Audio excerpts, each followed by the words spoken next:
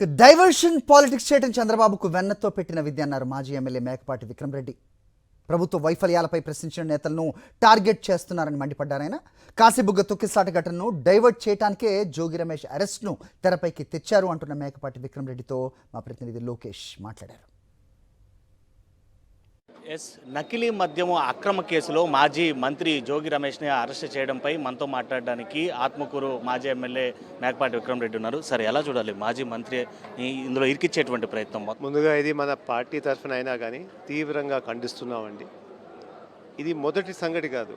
దాదాపు ఈ 2 సంవత్సరాల నుంచి చూసుకుంటే ఏదో ఒక కేసు పెట్టి వైఎస్ఆర్సీపీకి ఎవరు దగ్గర నాయకులు ఉన్నారో, ముఖ్యమైన నాయకులు ఉన్నారో వాళ్ళ మీద రకరకాలుగా కేసులు వేసి వాళ్ళు ఇరికిచ్చేటట్టు ప్రయత్నిస్తూ ఉన్నారు. ఇప్పుడు దాకా చూస్తే మీరు మిథున్ రెడ్డి గారి నుంచి పైన నుంచి కింద దాకా ఎవరైనా కానీ ఈ మధ్య జోగి రమేష్ గారు ఎక్కువగా మాట్లాడుతున్నారని చెప్పేసి ఈ నకిలీ మద్యం ఎప్పుడు వచ్చిందో, ఎప్పుడు ఈ నకిలీ కేసు గురించి మాట్లాడడం మొదలుపెట్టారో అప్పుడు ఇవన్నీ ప్రయత్నాలు మొదలయ్యాయి. నిజంగా ఈయన నకిలీ కేసు చేసుంటే ఈ 2 సంవత్సరాలు ఎందుకు అరెస్ట్ చేయలేదు? ఈ 2 సంవత్సరాల ఆధారాలు ఉండుంటాయి కదా. ఈ జనార్దన్ రెడ్డి రావు ఎవరున్నారో అంతకుముందు నుంచే ఉన్నాడు కాబట్టి ఆయన ముందే ఇచ్చి ఉండాలి కదా.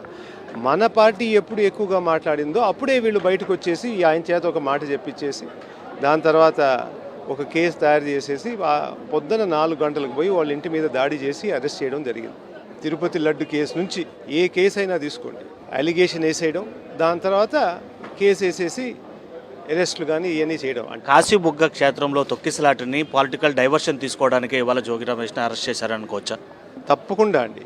మీరు ఇది ఇప్పుడే కాదు, మీరు ఏ సంఘటన చూసుకోండి, వాళ్ళు ముందే స్టోరీలు రెడీగా ప్లాన్ చేసుకున్నారు. వాళ్ళ మీడియా వ్యవస్థలు కానీ మీద టీవీ ఛానల్స్ ద్వారా కానీ ఏమన్నా తప్పు జరిగి ఉంటే, లేకపోతే ఏమన్నా ఇన్సిడెంట్ జరిగి ఉండి వాళ్ళ మీద ఏమన్నా నెగిటివ్ పబ్లిసిటీ వస్తుందంటే ఒక స్టోరీ తీసేస్తారు. అప్పుడు ఒక ఏదో జరిగిందని చెప్పి తిరుపతి లడ్డు అని తీశారు.